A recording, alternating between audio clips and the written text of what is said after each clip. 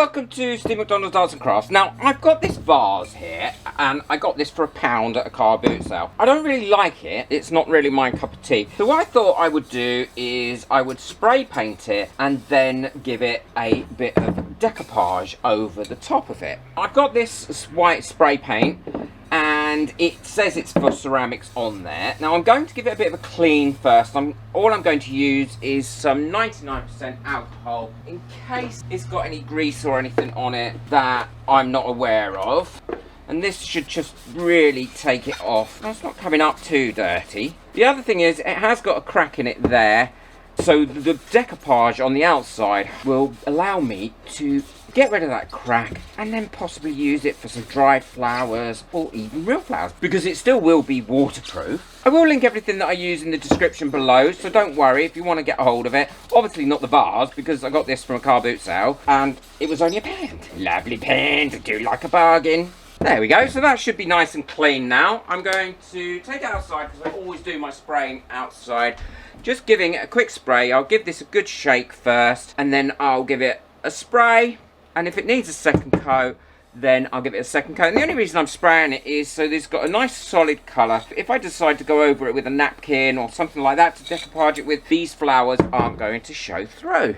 Well, this is all dry now and it's given it quite a nice clear coat, and it's quite a tough one because obviously it was designed for multi-purpose and ceramics. You can just see a faint of the colours coming through now, but nothing like it was before.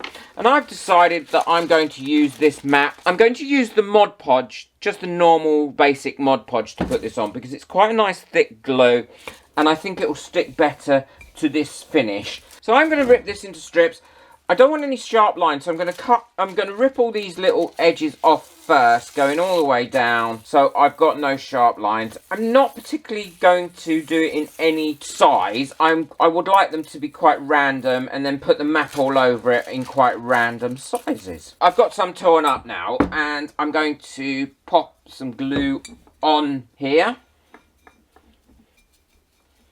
And then once I've got the glue on, I can go around and put some of this on. Now, I want this to go over the edge of this lip. I'm going to finish it off using something else to actually finish the vase off and then trim this up once it's all dry, because it's nice and easy then to trim up. And then I'm going over it with the Mod Podge once it's on there. And I'm not looking for a completely crease-free finish for this. I want it to have a little bit of texture and bits to it, because I think that it adds character to it. I mean, you don't want that on all the things. Like if I was doing a bit of furniture, I certainly wouldn't want those creases in it. I would want a nice smooth finish. Well, this is all covered now in the map, and I'm really pleased so far how it's come out. But I have got a couple of other things that I want to do to this before I finish it off. And one of those is to varnish it as well. Now, this is still a little bit wet, and I've used that glossy Mod Podge. I'm sure this isn't everybody's cup of tea, but I actually really like how it's come out. I think it looks so much nicer than what it was before. I'm also going to finish off the top rim with something that is going to make that look a lot neater. The bottom I've just gone all the way round with the map because I think that's fine like that. This is dried overnight, all nice and hard. So what I'm going to do now is trim up the lip here with a sharp knife. And this should trim up really easily, just going round like this, because the glue's all nicely set.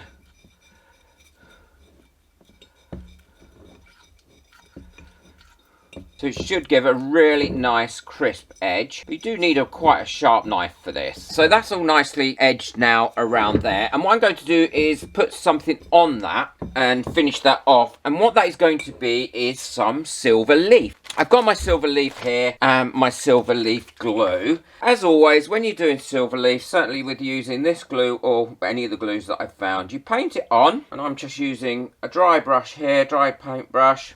So for example, if I want to put it on here, I would paint it on, and wherever you put that glue, that is where your leaf will stick to. But you do need to wait for it to completely dry, because then it gets sticky. And then once it's sticky, the silver leaf or the gold leaf will stick to that and it won't stick to anything else. Well, the glue's nice and dry on there now. So all I've got to do is use the silver leaf to put on there, and it doesn't really matter which side you put it on. Now really, you're supposed to wear cotton gloves for doing this, but I never do.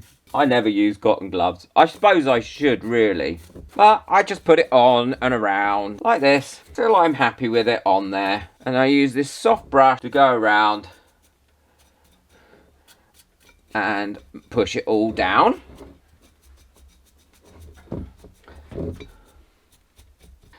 And any bits that I've missed, I will just go around and put another bit of glue on it. Soft brush should easily allow me to tidy up and neaten up all the edges. And then I'll just take a soft cloth like this and gently rub over it and burnish it off. So any spaces that I've got there, obviously I missed it with the glue, I'll just go in again and pop some glue on there, let it dry, and then put a little bit of foil over it.